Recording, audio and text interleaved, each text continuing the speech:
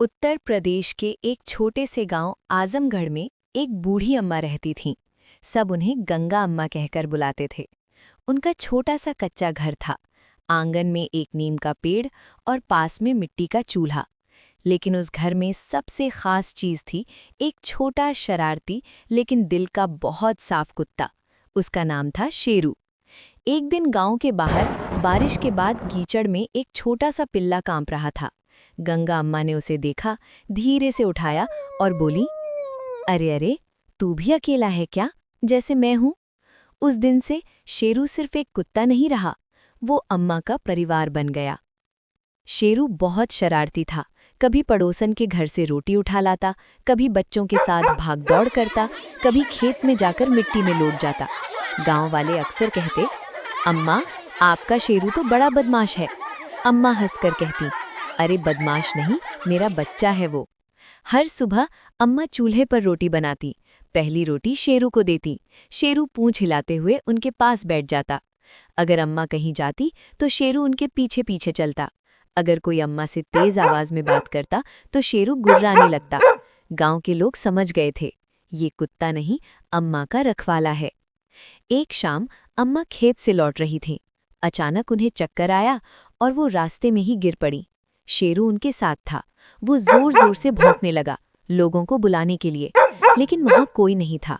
शेरू भागता हुआ गांव की तरफ गया। वो सीधे गया रमेश काका के घर। उनका कपड़ा खींचने लगा, भौंकने लगा, बार बार रास्ते की तरफ देखने लगा। पहले तो रमेश काका समझ नहीं पाए, लेकिन फिर बोले, लगता है कुछ गड़बड़ है, चलो इसके पीछे। शेरू उन्हें उसी जगह ले गया जहां अम्मा गिरी थीं। सब घबरा गए। जल्दी से अम्मा को उठाया गया और गांव के वैद्य के पास ले जाया गया। अगर शेरू ना होता तो शायद कोई अम्मा को समय पर नहीं ढूंढ पाता। अगले दिन पूरा गांव अम्मा के घर के बाहर खड़ा था। सबकी नजरें शेरू पर थीं। जिसे वो पहले नटखट कहते थे, आज वही सबकी नजरों में हीरो बन गया था। रमेश काका बोले, जिसे हम आवारा समझते थे, आज उसी ने एक जान बचा ली। अम्मा ने शेरू को गले लगाया, रोते हुए बोली, तू कुत्ता नहीं, मेरा भगवान है रे। शेरू चुपचाप उनकी गोद में सिर रखकर बैठ गया। अब गांव वाले शेरू को खाना देने लगे। बच्चे उसे प्यार करने लगे। कोई उसे भगाता नहीं था। शेरू अब भी शरारती था, लेकिन अब उसकी हर शरारत में प्यार दिखता था। कुछ साल बाद अम्मा बहुत बूढ़ी हो गईं। एक दिन उन्होंने शेरू के सिर पर हाथ फेरते हुए कहा, अब शायद मैं ज्यादा दिन नहीं हूं। शेरू उनकी आंखों में देखता रहा, जैसे समझ रहा हो। लेकिन इस बार कहानी ने एक अलग मोड़ लिया। शेरू हमेशा की तरह जल्दी उठ गया, लेकिन आज वो कुछ अलग कर रहा था। वो बार बार बाहर जाकर गांव के लोगों को बुलाने लगा, भौंक भौंक कर जैसे कह रहा हो, आओ, अम्मा को देखो, उनका ख्याल रखो। धीरे धीरे रमेश काका आए, पड़ोस वाली चाची आईं, बच्चे भी दौड़ते हुए आ गए। सबने देखा, अम्मा थोड़ी कमजोर जरूर थीं, लेकिन अब वो अकेली नहीं थीं। अब रोज कोई अम्मा के लिए खाना बनाकर लाता, कोई दवा देता, कोई उनके पास बैठकर बातें करता, और शेरू हर समय उनके पास बैठा रहता। अम्मा मुस्कुराकर बोली, लगता है शेरू ने पूरे गांव को मेरा परिवार बना दिया। अम्मा की मुस्कान लौट आई।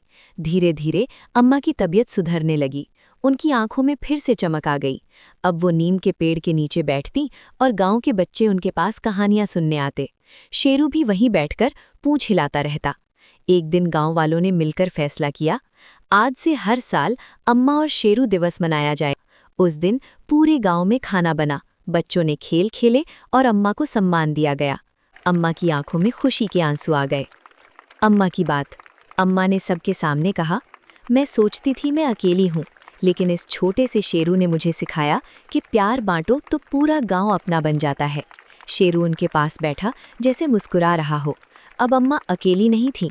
शेरू सिर्फ उनका नहीं, पूरे गांव का बन गया था, और गांव एक परिवार बन गया था। आप भी बताओ, क्या आपके पास भी कोई शेरू जैसा दोस्त है? कमेंट जरूर करें और ऐसी कहानियों के लिए चैनल को सब्सक्राइब कर लो।